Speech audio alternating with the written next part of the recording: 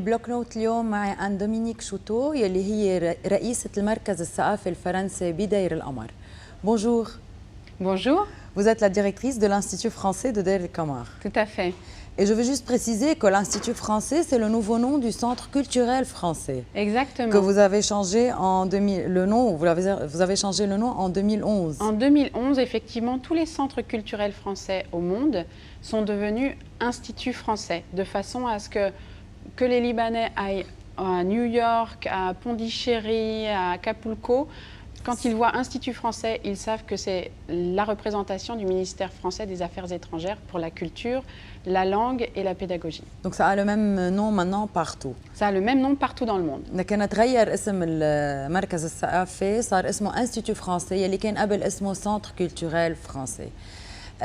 Vous avez lancé votre saison 2013-2014. Oui. Par un événement très sympathique qui s'appelle Les histoires gourmandes. Ok. Voilà, on a mis le couvert, on peut dire, pour la saison 2013-2014, samedi dernier, il y a 2 jours maintenant, à Deir el-Qamar, avec une journée festive autour des gastronomies françaises et libanaises. On va parler de tout cela après ce petit arrêt. نحن ثواني وبنرجع.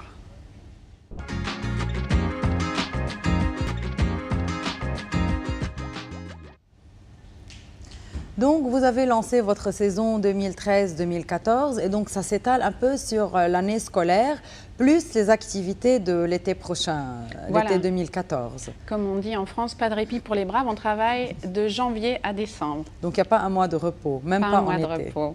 Ok. Votre événement, c'était quoi? Alors, samedi dernier, donc vous savez que les Libanais et les Français ont ça de commun qu'ils aiment la bonne bouffe. Ils aiment manger, ils aiment bien manger. Donc, on a utilisé cette thématique de la gastronomie comme un trait d'union, comme un pont entre nos 2 cultures, la culture libanaise et la culture française. En invitant à Deir el-Qamar, dans cet espace magnifique qui est l'ancien palais de Fakhreddin II, des exposants français ou libanais, voilà, à venir présenter des produits, leurs produits, qui sont des produits de haute qualité, que ce soit du chocolat, du foie gras, du fromage, du mounet, à déguster et à vendre. À côté de cela, en fait, il y avait de nombreuses animations pour les adultes comme pour les enfants, avec par exemple un atelier initiation à l'œnologie, en partenariat avec le Château Florentine et les éditions Tamiras. Voilà. On avait des ateliers chocolat pour les enfants pour qu'ils apprennent à fabriquer du chocolat, qu'ils puissent faire leur chocolat eux-mêmes.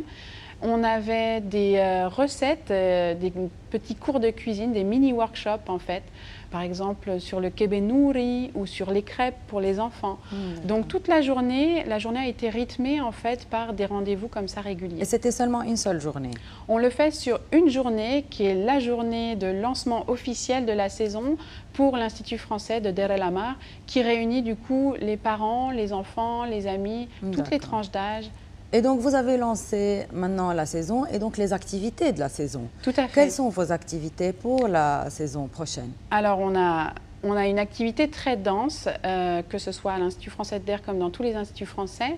Et dans tous les instituts français, il y a aussi des régions qui suivent un peu l'Institut français de Deir el-Qamar? Tout à fait. L'Institut français de Deir el-Qamar a été fondé en 93, en fait, cette année notre 20e anniversaire. Et il touche les régions du Chouf, de Haleh, de Baabda et de Hatmaten. Parce qu'il n'y a que cet institut là-bas. Pour cet institut, pour ces régions, c'est l'Institut français de Deir el-Qamar en fait qui est l'interlocuteur. D'accord. Quelles sont les activités alors? Alors, on propose aux gens de ces régions en fait de nombreuses activités. Le premier, c'est bien évidemment les cours de langue. On sait bien que voilà, les Libanais sont plurilingues par essence, donc le français a aussi sa place et ils sont nombreux à demander à se perfectionner en français.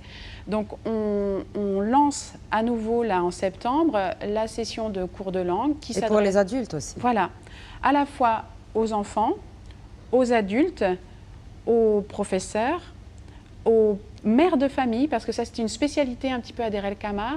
On a un cours spécial pour les mamans qui sont anglophones ou arabophones, mais qui souhaitent se former en français pour pouvoir accompagner l'apprentissage de leur enfant, les aider à faire les devoirs, etc. On appelle ça le français en famille. Oui, et il y a des formations, comme vous avez dit, pour les profs aussi. Tout à fait. On fait également de la formation pédagogique, c'est-à-dire qu'on intervient au niveau des établissements scolaires, des écoles, pour aider les enseignants à mettre en place leurs cours, à faciliter les échanges, notamment à l'oral avec les enfants. On leur donne des outils, des petits tuyaux, des méthodologies. Et en fait, petit à petit, en fait, les méthodes évoluent et on constate que les enfants sont plus impliqués dans leurs cours parce qu'on part vraiment des centres d'intérêt des enfants. Vous m'avez aussi parlé d'une activité théâtrale. Oui. Ça, c'est une des grandes nouveautés pour Der El Kamar cette année. Nous avons un festival de théâtre qui a lieu depuis 2 ans maintenant en mai. Et cette année, on l'agrémente, on l'enrobe d'une formation à destination des enseignants, mais aussi de tous ceux qui sont curieux de découvrir le théâtre et de l'utiliser dans une relation avec des enfants ou des adultes. C'est une formation de pédagogie par le théâtre, c'est-à-dire comment, avec le théâtre, avec les jeux dramatiques, on peut faciliter l'apprentissage d'une langue. Donc c'est une formation qui sera effectuée en co-tutelle entre notre responsable pédagogique et linguistique Nada Chaya et le metteur en scène libanais Omar Abiazar. Et en été, qu'est-ce que vous avez?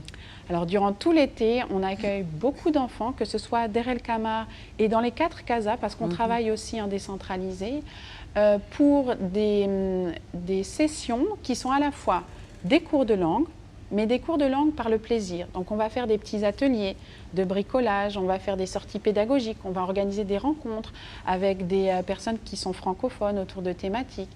Tout ça, on le prépare avec les enfants qui sont dans une dynamique joyeuse, qui apprennent sans s'en rendre compte en fait. Et ça permet d'une part de maintenir leur niveau de français en attendant la rentrée et en même temps de développer leur connaissance du français mais aussi de la culture française. Mais en même temps, il y a aussi les cours pour les grands, les adultes. Tout à fait. Le français, cours pour adultes, langue étrangère, FLE. Exactement, tout à fait. Ils ont lieu de décembre enfin de janvier à décembre, 12 mois sur 12. Ils s'adressent cette année également, c'est une nouveauté, aux professionnels de l'hôtellerie, de la restauration, du droit, du business, etc. On fait ce qu'on appelle des cours sur objectifs spécifiques. Vous êtes étudiant ou en droit ou avocat, vous souhaitez vous améliorer en français, mais dans votre domaine de compétences. Donc, avec vous, on va construire un cours sur mesure. Donc, votre but est linguistique, pédagogique et culturel. Votre mission est bien claire. Tout à fait. Et vos activités sont du non-stop. Non-stop, voilà. Bon, courage alors. Merci beaucoup. beaucoup pour ta présence, Ando. Merci. Et à très bientôt. À très bientôt. مشاهدينا نحن خلصت حلقتنا لليوم، موعدنا بيتجدد بكره بذات الوقت وانا برجع بشوفكم نهار الاحد. باي باي.